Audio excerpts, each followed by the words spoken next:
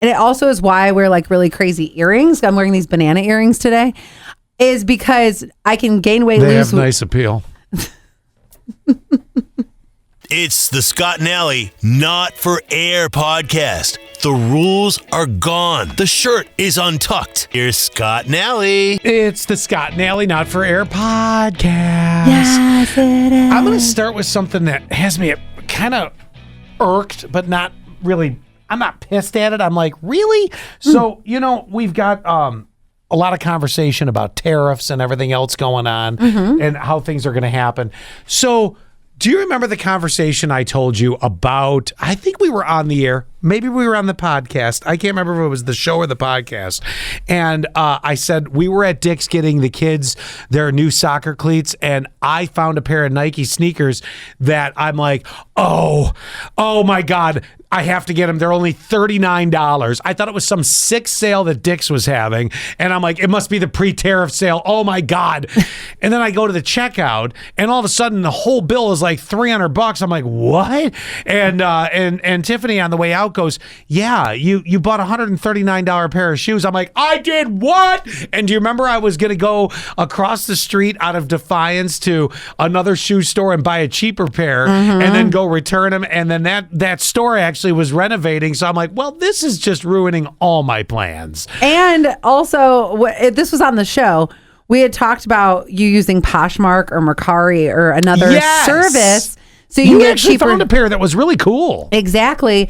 But then you go in your head, is it worth it for me to just take this back, use the gas, the time, the effort? Sometimes it's like, all right, I'll just keep the dang shoes. Well, and that's what she told me. She goes, just keep them, except they got to go back. Why? Because the week-old sneakers that I have, and I'll show this on the camera, have the bottoms coming off. These are a week old. Look how clean they still are. Yeah, see? yeah.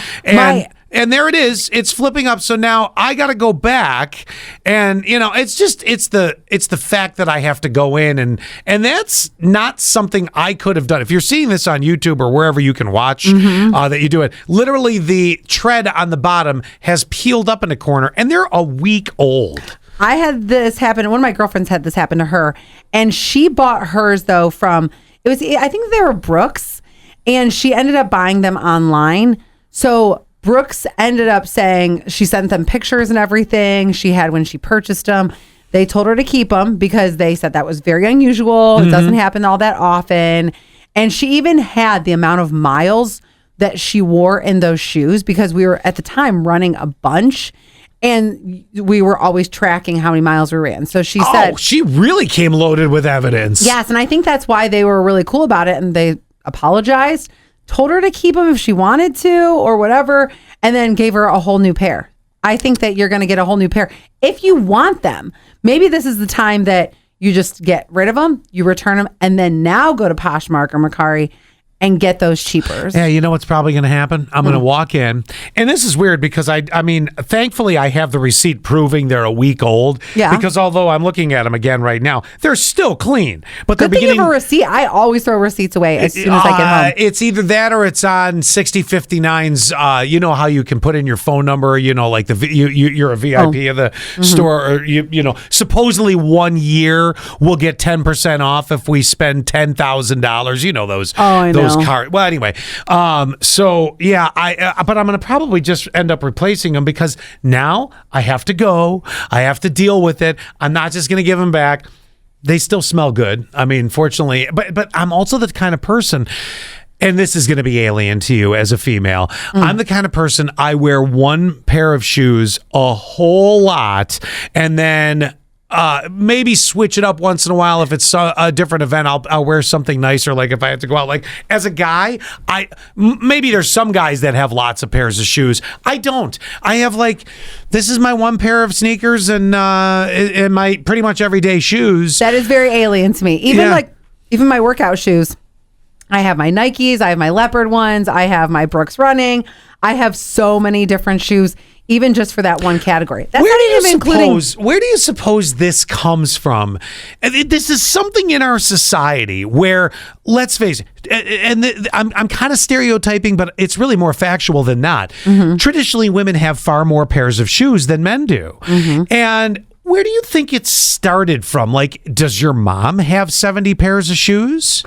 No, not my mom. My mom isn't really a traditional mom in that way. My grandmother. She wears work boots. That's exactly it. She's got two, like, I don't think my mom has more than like 3 pairs of shoes. I was even thinking about it. My mom did not have nonstop amount of shoes. This surprises me because she had a few different pairs of like sneakers, the one for the gardening, one for, like everyday walking around, but then, maybe she had 5 or 6 pair total. This surprises me because Scott just showed me a picture of his mom, which maybe you have shown me your mom before, but I don't remember. But you just sent me, we're around Mother's Day right now when we're taping this, and you had sent me a picture of your mom, and your mom looks like a very kept lady. Oh, she was. She was, and kept is the best way to put it. She was not overly flashy, but she looks really put together. She's put together. She knew how to put herself together for an event. The picture that posted on our show's social media for Mother's Day was actually a picture of me circa about 10 years old, and I was dancing with my mother. So this was about 1980, about 81, somewhere in there. I can't remember the year my brother got married. Between 81 and 82, let's just say that. Okay. So you figure I was somewhere near 10 years old. She was always one of those people that if the event called for it, she was able to, pull it off very well. But I also don't remember her having the closets of today, like you would see where you walk in and there's thousands of different outfits. It was modest, but it was not scarce, if that makes any sense. What was in the closet? I know that, even just watching older movies, Zach loves watching older movies, how they have there is some actresses that would have big closets and all the stuff. But for the most part, that came much later with fast fashion. And also came with reality shows and having to once you see the closet, even like the HGTVs, like once you saw the closet. But I also say this too, and it also is why I wear like really crazy earrings. I'm wearing these banana earrings today, is because I can gain weight, They lose have nice appeal. I like that. You're a lot. welcome. And I can gain weight, I can lose weight. And I still am wearing the same shoe size. I'm still wearing the same earrings. That's why I have them. It's kind of like an extension of me. And I don't have to worry about, I'm not going to fit into this. So the shoe thing, though, I mean, the first memory I have of crazy amounts of shoes, and this is a long time ago, was Imelda Marcos, the wife of the guy that used to be the president of the Philippines. Real corrupt guy. I gotta Google this. It was the standing joke because she had thousands of pairs of shoes. I think it was the early 90s that the Marcoses, he was like a dictator, right? As soon as I started typing in her name, Imelda Marcos shoes. Yes. Imelda Marcos shoe collection. It was huge. And that was the first that I ever heard of an extensive amount of shoes. Now, that was over the top. That was an insane amount of shoes. Honestly, it is. But it reminds me of seeing like an HGTV closet. These shoes are so cute. Yeah. Oh my God, I want these. I want all of these. She had a hell of a collection. I don't know where they are now. I have no clue. Oh, let me see. I can maybe get this answer for you. But okay, so shooting that theory in the foot. And I'm going to tell you how many she had. Oh, yeah. She owned around 3,000 pairs of shoes. That's it. Some reports suggest that the number was even higher, potentially reaching 7,500. Yeah, these people were not good people, just so you know. The shoes are currently on display at the National Museum of the Philippines. And when did she die?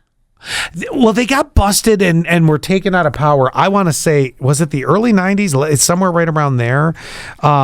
It's an old story. But the shoe thing was really the thing that stood out over everything. I wish there was a documentary about this. Maybe there is. I want to. There may be. While you're trying to. Oh, she was assassinated? Oh, was that what happened? I forgot. It says an assassination attempt against Imelda Marcos occurred in 1972. Okay, that wasn't when they were pulled from power. When an assailant, Carlito, looks like Dimmeling, tried to stab her on live TV with a bolo knife, but was shot by the police. Okay. But interesting, because it's not a good family, but now you want to know everything about it. I totally do. There's got to be something on this that you could, I don't know if she's dead. I don't know. All I know is her husband was the dictator, and it was like they stole from, the people. Not a good group of people. We're going into something now that is more of a historical type story. But the shoe thing, that was, it was the joke of late night talk shows and everything forever. I love stuff like this. Just recently, an old podcast that we did. By the way, I don't think she's dead. Oh, really? I don't think so. Nothing's popping up with her death date. Wonder if her husband is. Mariano is his name, right? Maybe. It's been so long. Okay. Like I said, the shoes is the most memorable thing unless you're in the Philippines and you lived through that and realized, every dollar that you were giving was going to them. It looks like, okay, yes. Ferdinand Marcos is his name. Ferdinand, that's it. Oh my God! As soon as you said it, Ferdinand and Imelda Marcos, and he died in 1989. Okay, so then it was the late 80s when they were ousted from power. Had to have been. Looks like he died in exile in 89. There you go. Okay, somewhere in there it was. So you see how old the story is, but the shoe thing. Yeah. What? His son's name is Bong Bong. God, that's great. He got his ass kicked a lot in school. Oh, totally. Okay, I'm done with the Marcos family for now. Actually, look one more thing up. Okay. Is there a documentary on the Marcoses? Now I got to know this. It's probably buried in the Netflix library somewhere, if there is, but it would be interesting. It'd be one of the first documentaries, too, because that's an old story. There's something, but on YouTube they have something. It's 46 minutes, and it's called Imelda and Ferdinand, Exile in Hawaii documentary. Then there's another one called The Kingmaker. Okay, so if it was 46 minutes, that must have been like an old History Channel show. Probably. And there must have been room for commercials. So that's probably why it's 46 minutes. It might be worth a look. I'm not going to lie. Because the shoe thing will come up. Now, back to my question on this. But The Kingmaker is on Hulu. Okay. It's their story? Yes, it says The Kingmaker is a 2019 documentary film written and directed by Lauren Greenfield, featuring the political career of Imelda Marcos with a focus on the Marcos something. Okay, well, you got some options if you decide to fall in that rabbit hole. So my question originally was, because I know you have a lot of shoes. I'm not making fun of you, but I know you have a lot of shoes. I do.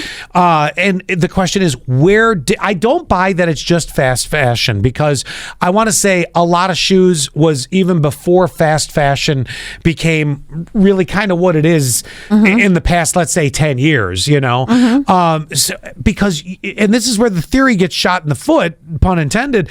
You said your mother was not a person that had 50 pair of shoes, something for every occasion. And I would have thought if you were a girl and you had this, that maybe that would seem like the place that it would have come from. Here's where I think it comes from. And it just hit me. I think it comes from wanting to be a woman. So growing up, we always played dress up. How do I not have 70 pair? Right? No, I'm kidding. We always played dress up. And I have a picture of me in like a pair of my mom's high heels. But I also I was at my grandmother's house a lot growing up. At one point, we lived with her for a little bit too, for like 3.5 years. So I think it is that's what makes you a woman in a way, or that was like an indicator. And so for me, I think it was not only the dress up, but I felt like I feel powerful and adult-like and grown up, because I always wanted to be older, and I don't know why, but I always wanted to be older. I even would hang out with older cousins, aunts. I was not hanging out with a ton of kids my age until probably later. Well, if you think about the evolution of and again, women having tons of shoes. If you go back outside of Hollywood, I mean, you have to take that, away from your Hollywood superstars back in the day. If you're in the 40s and 50s, likely you didn't have a ton of pairs of shoes. And then you go to the 60s, maybe with more and more women working out of the home as it started to grow, it also continued to increase. Like I said, I vividly remember my mom, who, I'm a product of, I was born in 71, so I'm a product of remembering a few things from the 70s and a few, more in the 80s and the 90s. And I remember she had, I would call, a respectable amount of them. Like there were certain things she'd wear her, what are they? Kens, the ones that you'd wear out. Oh God. Keds, the Keds. Oh, I loved Keds. She would have the navy blue Keds that she would wear, and there was no support for the foot whatsoever, but they were neat.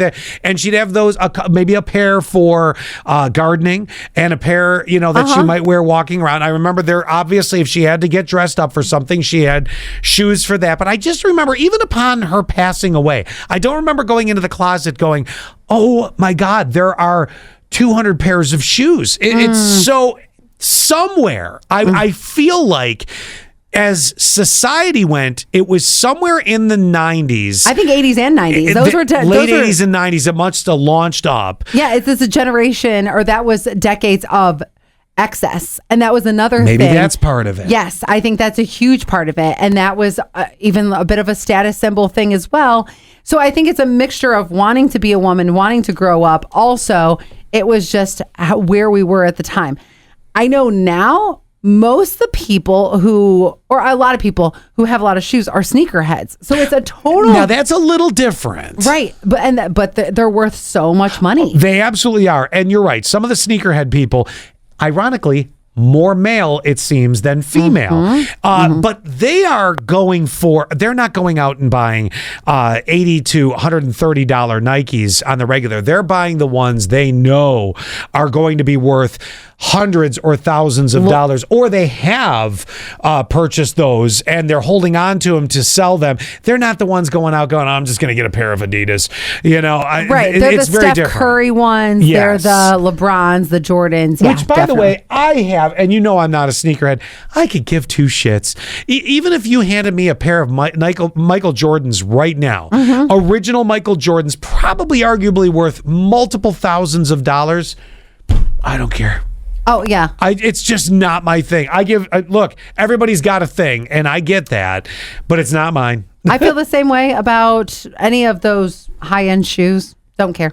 Yeah. High-end shoes, high-end purses. I like having a lot, but mine tend to run on the vintage. I like having a lot, but they tend to run on the vintage style. What do you have more of, shoes or underwear in your underwear drawer? Oh, underwear, because I used to work for a lingerie department. And so I just have this obsession with a lot of underwear.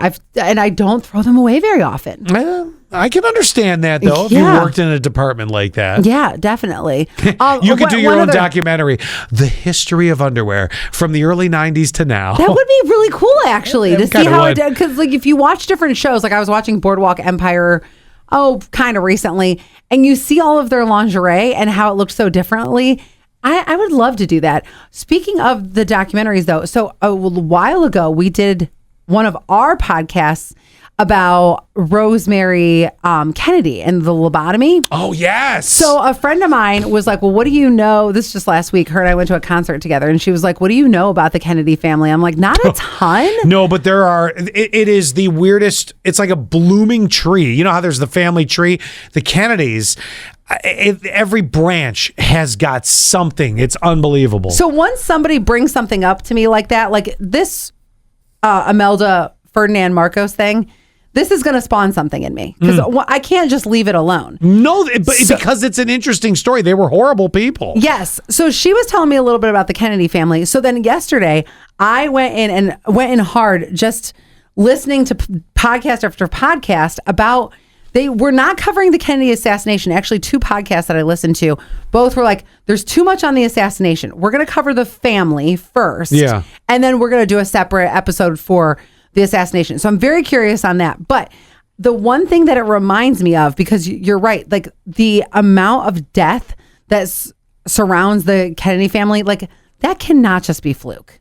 That it cannot just be there's strokes theories of bad behind luck. that not being a fluke. No. That there's more to a lot of it. Exactly. And I was telling my one girlfriend, it reminds me of the show Succession, because there was a drowning, there was a this, and I'm like, that is exactly how it played out in the show Succession. So that makes me believe even more that was definitely not a fluke. That these people were involved in something. They're not as great as people thought the Kennedys were at one point.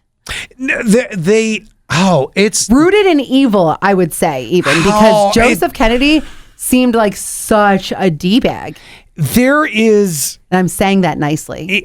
Here's the interesting thing about it. Okay, so Robert F. Obviously, or John F. rather. Obviously the assassination and everything. The other things he was known for. He was known for, I don't want to say a womanizer, but he definitely had the attention of a lot of ladies, including Marilyn Monroe, Yes. they say. But what a lot of people don't know was he actually, I believe he was the captain of a PT boat in World War II. So he's got these ups and downs of his life. And so they're not all bad, but Listen to this. This is one that I think is terrible. And maybe this is for the times that it was, but I think this is terrible. So Jackie had a child. There's one or two children that died, and he wasn't going to come home. But then apparently, I think it was his dad that was like, if you want to be president, you need to go home and console your wife. Yeah. So he was basically told he had to make it look like he was consoling her, making it look all good. the right moves. But they never even named the child. Jackie did. Oh. But they never put the name on the gravestone. It just says daughter. Now, this is something I never knew. Right. I know. I'm telling you, this is so fascinating. But she called her, I believe it was Orabelle. I don't know if I'm getting that name right, but it was an interesting name. Well, think about it. And I know that this could, I could totally take this to a joke, but I'm not gonna. Every family has stuff. Oh, we do, yeah. Right. That we've talked about on the show. Right. There is no family that doesn't have stuff. But this is a lot of stuff. Well, you think it's a lot of stuff, but in reality, are they actually more of a normal family? Obviously, they're not really technically normal because there's so much money in the family and there's power in the family, and politics are in the Kennedy family. But think about this. Before we had internet, before we had documentaries, before we have everything we have today, there was a period of time where there was a mix of mystery and there was a mix of information that would get out. And it really became, when you think about it, the Kennedys were absolutely one of the first. They were the Kardashians of that era, and even predating John F. Kennedy and all that. So okay, arguably you could say 2 assassinations in one family. Well, here's the thing. Both were in politics. One was a president, one was about to be a president. So they're pretty high up on there. Nobody's looking to knock off part of Allie's family or mine that I'm aware of. So it's possible. But, so you got that level of prestige and public figureness, even though arguably we're a bit in the public, we are nowhere near that level. So there was this aura built around the Kennedys, and especially you go to the 60s. Now you start mixing in things like the Rat Pack. You've got Sinatra and all these people that were somehow involved. Then the mob might have been involved with them. So all these points are coming in, mob involvement and the Rat Pack and the Kennedys and the 60s of what they were. And we didn't have what we have today where you have the Kardashians and it's all out there. Think about this, minus the assassination attempt. What family's crazier, the Kardashians or the Kennedys?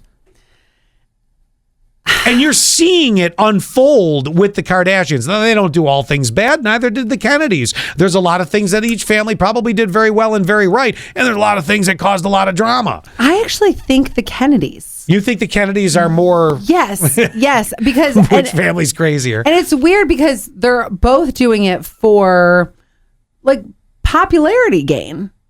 Even though one is rooted in politics. I don't think the Kennedys were going after it for a popularity in the sense like the Kardashians are. The Kardashians... Oh, I think they were, because if they're popular, then they can they can gain in the political world. Well, I think that the Kennedys were rooted in getting a popularity for political advancement in areas. I don't believe the Kardashians were. So there's a difference in that. The Kardashians want to be popular because they want to maintain a lifestyle that they have become accustomed to thanks to their popularity. I think that's for the Kennedys too. I think the Kennedys were more so doing it because they wanted political advancement at a time like that. You know, which is similar almost, but a little different. Which is almost even more evil because it's them having control. Oh, absolutely. And that's where I think that things have been manipulated. But who is behind all of the deaths? All of these freakish things? Oh, it's multi-tiered. Like I told you. It has to be because it spanned so many years. Right. If it's John F. and the people that are connected to our former president, think of Marilyn Monroe. There is a huge theory that believes she was off by the mob, that she was ready to blow in a lot of information, and they said she's becoming a loose cannon. And now she also had substance abuse issues, and that could have... But did she? Or was that planted? Oh, well, here's the thing. Substance abuse can cause loose lips in a lot of situations. So they may have gotten scared. That's kind of where my theory is. Like, did she get into something and then things started to get said when she might have been under an influence? The wrong ears were hearing it and they go, we're going there. Well, she was connected to the Kennedys. So there's a mob tie to that. We obviously know John F. being, assassinated. There's still the theory, was it one gunman? Was it multiple? If it was CIA or if it was Cuba, if it was the Russians, we don't really ever will know 100%. Even the Russian theory was floated to be connected to the assassinator of Kennedy. So, just to keep that in mind, for Robert, when he was assassinated, was that a crazed lunatic or was it, we're about to see another almost exactly politically the same person as John, his brother? What was it? There's so many weird elements to it. Yes, and one of them is Robert's son got into heroin. So you're talking about substance abuse. Robert's son I think his name was David, got into heroin use. Oh my God. And there's another younger one that also had a massive substance abuse problem. Didn't she recently die? I think so. Yes. But anyway, so the reason why it feels very conspiracy-ish on Robert's son is because when they found him, they said that his sock was inside out. And one of the things was he was injecting in his groin. So they were like, why would he put his clothes back on? And that's crazy. Yes. And they did say, and this one I was a little iffy about because they did say, well, the sock was put back on. But I also know that if you are under the influence, you might do something stupid like put your sock inside out. If it's heroin, there's people that might not even know how to put their socks back on after they shoot up. By the way, the granddaughter of the late Senator Robert F. Kennedy, and I don't know if I'm going to pronounce this right, is it Cirrhosis, not cirrhosis, although that would be funny. Saoirse. Circe? Yeah, well, there's an actress with the same name. Oh, God, how do you say it? Anyway, Circe? I think it is Circe. Okay. Anyway. She died August 1st, 2019. She was only 22 years old, and apparent drug overdose. There's another one. Yeah. And by the way, very pretty girl. Not that you can't be dead ass homely and be a drug addict. Well, many of them turn that. I can't wait to listen to the ones about his actual shooting because then I want to hear all the different conspiracies because they've already touched on it slightly and it's based on how he fell, where he was shot. There's so many theories. Did you ever watch the movie JFK? It was out in the early 90s. No. Is that the one with... It's blonde hair, glasses. And what's his face from Yellowstone's in it?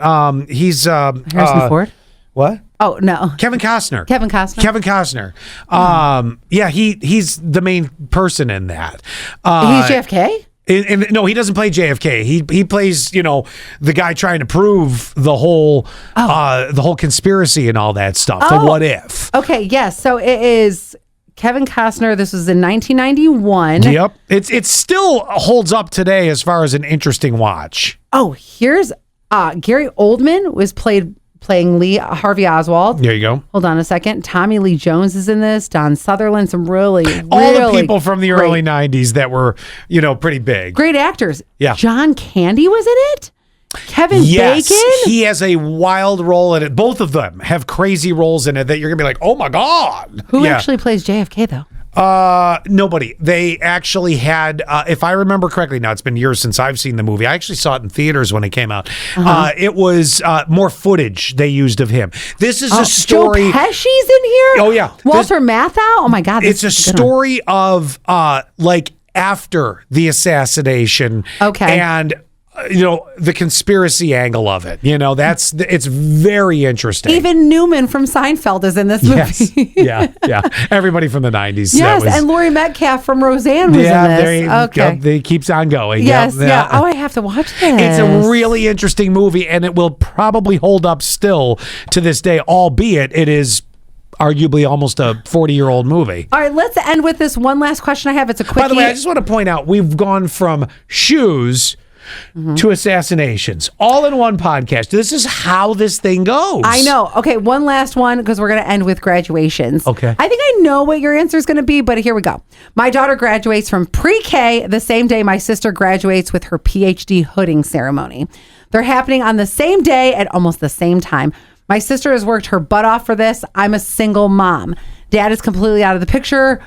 Whose graduation would you attend? Well, the answer was when she said, I'm a single mom, dad's out of the picture, that you are... Well, first, I have 2 points on this. Oh, my God.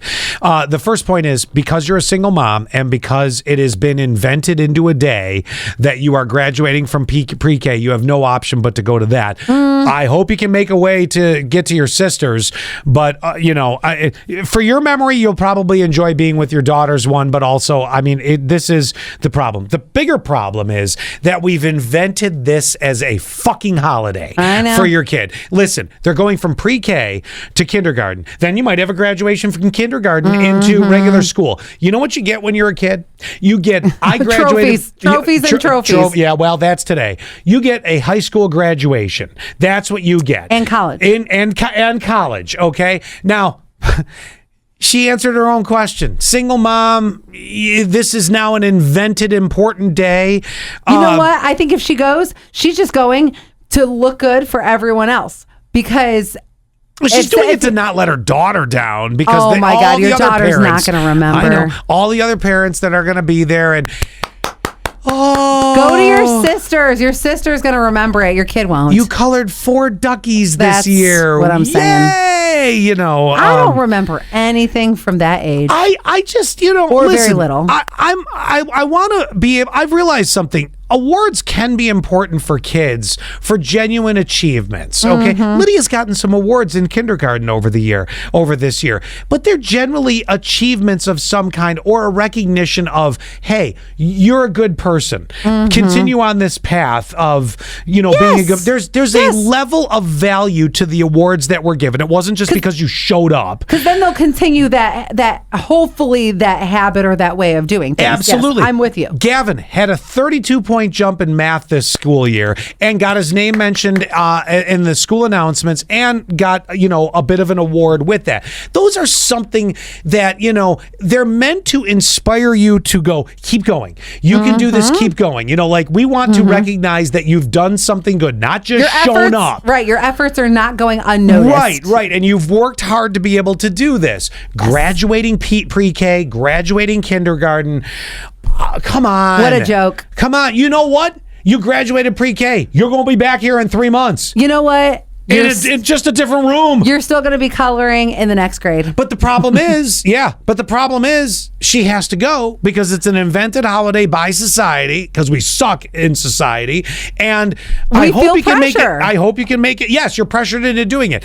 Am I saying you want to let your child down? I'm not saying that in any way, shape, or form. But had this not been an invented holiday, you wouldn't have to worry about letting your child down. Would you now?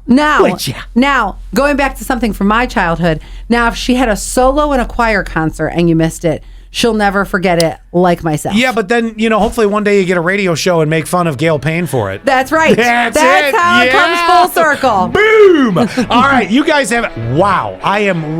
where we have gone in this podcast is completely I mean, from starting somewhere and getting to where we got, wow. We made it. We made it. You guys have a great week. Bye. Well, that was fun. Wasn't that fun? That was fun. Do us a favor, will you? Subscribe. Share the Scott and Alley Not for Air podcast. Touch our buttons. We know you want to.